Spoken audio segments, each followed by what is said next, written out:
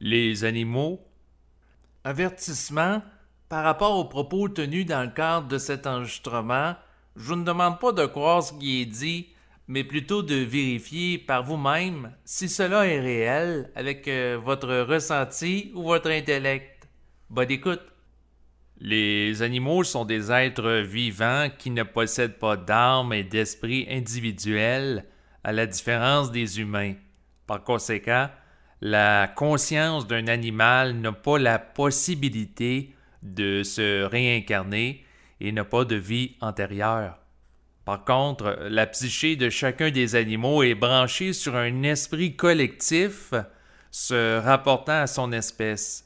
Ce dernier recueille des informations ayant trait au vécu de ces spécimens qui sont archivées sur le plan mental. Ces données peuvent être consultées par des entités mentales ou des humains avancés dans leur fusion avec l'esprit.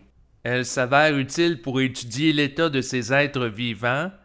Plus spécifiquement, cela peut être de savoir si des modifications doivent être apportées dans la conception et le développement de nouveaux animaux. De plus, des études historiques peuvent être faites sur les changements que connaissent certaines espèces au fil des siècles. Les animaux ont été créés par des esprits pour plusieurs raisons. L'une d'entre elles est pour manifester leur créativité en développant des formes de vie sur le plan matériel qu'ils vont étudier et influencer. L'individu conscient va avoir une sensibilité perceptive des animaux et un contact avec son esprit qui vont lui permettre d'accéder à des informations faisant en sorte qu'il sera capable de comprendre et de régler plus rapidement les problèmes se rapportant aux animaux.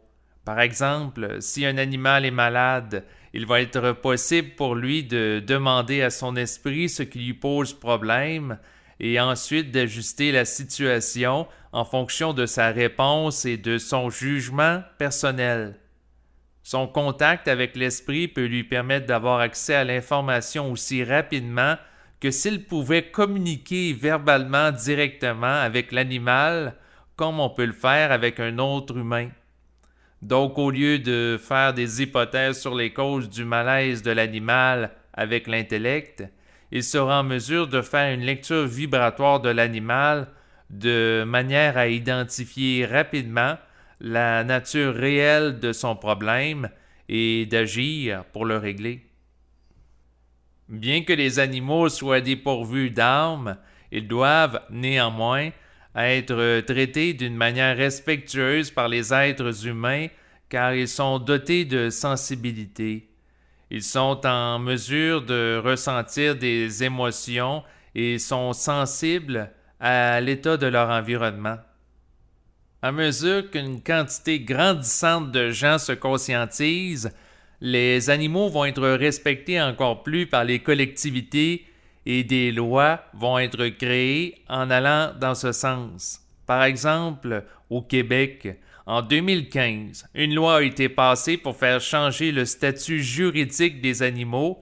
Ainsi, les animaux qui étaient considérés auparavant comme des biens, au même titre que des meubles, sont considérés à présent comme des êtres dotés de sensibilité. Ce changement de statut juridique témoigne d'un peu plus d'égard de l'humain pour les animaux. Au fil du temps, ce type de loi va permettre aux humains d'avoir des rapports davantage ajustés avec les animaux. Plus l'individu se conscientise et plus il devient lucide à l'égard de l'impact de ses actions par rapport aux animaux, comme à l'égard des autres formes de vie et aux humains. Par conséquent, il va traiter de manière respectueuse les animaux pour ne pas engendrer de souffrances inutiles, soit de karma, à l'égard du règne animal. Par exemple, il n'y aura plus de gens souffrants qui, sous influence d'entités, font souffrir inutilement des animaux pour se défouler et qui se créent un lourd karma. En agissant de la sorte, ils vont s'associer psychiquement à des entités astrales de basse vibration qui vont les empêcher d'accéder à la paix mentale, Ce n'est pas en se défoulant sur des animaux que l'humain se libère de la souffrance, mais c'est plutôt en réglant les problèmes qui en sont la cause et en gérant sa vie plus efficacement pour connaître la paix mentale et être en mesure de rester ensuite dans cet état. Lorsque l'individu gère adéquatement son existence, il est bien dans sa peau et il n'est pas intéressé à faire souffrir des animaux pour des raisons de compensation. Au fil du temps, il n'y aura plus de corrida à l'échelle du globe, car les gens, en se conscientisant, en viendront ne plus trouver divertissant de voir un combat entre des hommes et des taureaux, à l'issue duquel les taureaux sont généralement mis à mort. De plus, il n'y aura plus de combat entre des animaux qui sont organisés par des humains. Il y aura un consensus à l'effet que ces activités génèrent trop de souffrances inutiles pour les animaux. Des lois seront votées en conséquence et il y aura en parallèle de nouveaux types de divertissements qui vont émerger et remplacer les anciens. Plus l'individu se conscientise et plus il va percevoir rapidement et intensément la souffrance émotionnelle chez les animaux. Cela va faire en sorte qu'éventuellement il ne pourra plus pratiquer la chasse d'animaux pour le plaisir, car il ne sera plus intéressé d'en voir souffrir. Plus l'humain va se conscientiser et plus la souffrance infligée à l'égard des animaux va être contestée par lui. En même temps, il y aura le développement de jeux électroniques devenant davantage sophistiqués et qui tendront à simuler la réalité avec plus de précision. Par conséquent, dans le futur, des gens pourront procéder à des simulations de parties de chasse très réalistes dans un environnement impliquant la réalité virtuelle.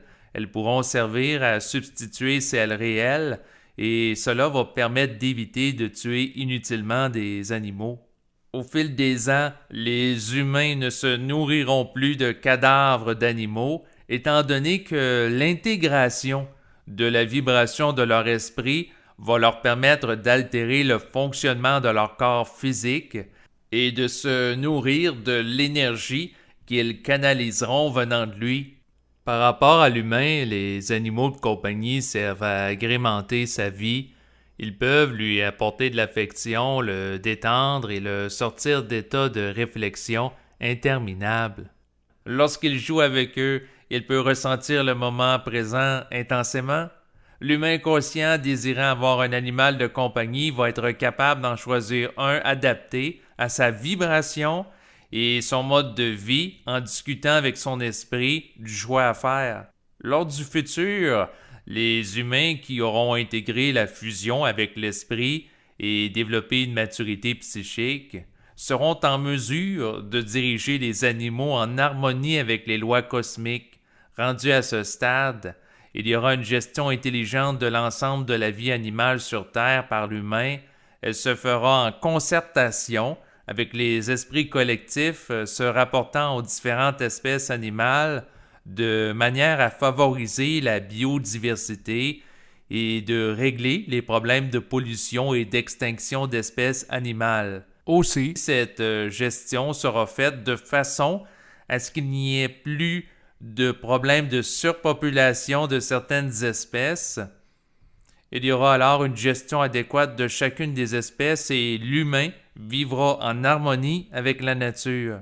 Voilà ce qui complète maintenant la lecture du texte portant sur les animaux. Vous pouvez retrouver ce texte en cliquant sur le lien en bas de cette vidéo.